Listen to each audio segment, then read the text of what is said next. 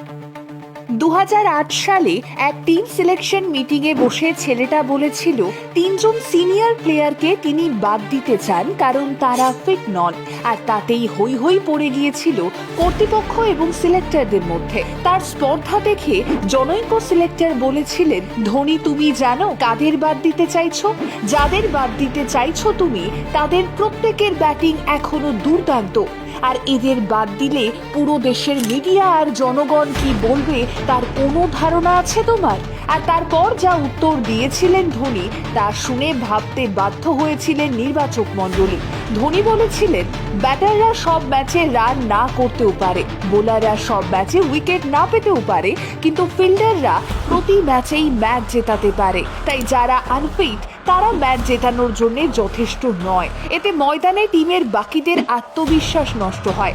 যাদের কথা বলছি তাদের যোগ্যতা নিয়ে আমার কোনো প্রশ্ন নেই, তারা লেজেন্ড, কিন্তু ভারতকে যদি বিশ্বকাপ জিততে হয় তাহলে তার জন্য দলের ফিটেস্ট পার্সনের প্রয়োজন। আমি জানি মিডিয়া, দেশের মানুষ এই মুহূর্তে আমাদের ভুল বুঝবে, তিরস্কার করবে, কিন্তু যদি আমরা সফল হই, দেশের জন্য বিশ্বকাপ আনতে পারি, তাহলে একটা সময় তারা নিশ্চয়ই বুঝবে আমার সিদ্ধান্ত ভুল ছিল না। বিশ্বকাপ তখনও 3 বছর বাকি থাকায় এক সিলেক্টর খানিকটা অবাক হয়েই তাচ্ছিল্যের সুরে বলেছিলেন, এমএস, বিশ্বকাপের এখনো 3 বছর বাকি।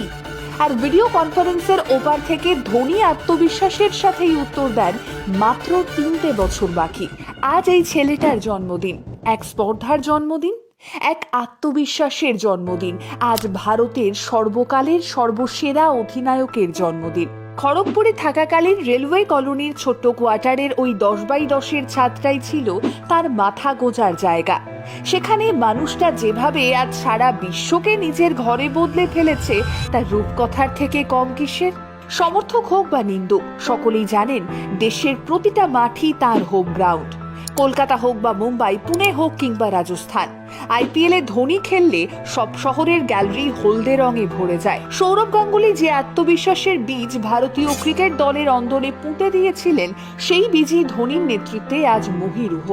যে মহীরুহের রক্ষণাবেক্ষণ সযত্নে করে চলেছেন রোহিত শর্মা থেকে বিরাট কোহলি হয়ে নতুন প্রতিভাশালী ক্রিকেটাররা। যতদিন বিশ্ব ক্রিকেটে ভারতীয় ক্রিকেট দাপিয়ে বেড়াবে, ততদিন মহেন্দ্র সিং ধোনির নাম ভারতীয় ক্রিকেটের ইতিহাসে স্বর্ণাক্ষরে লেখা থাকবে।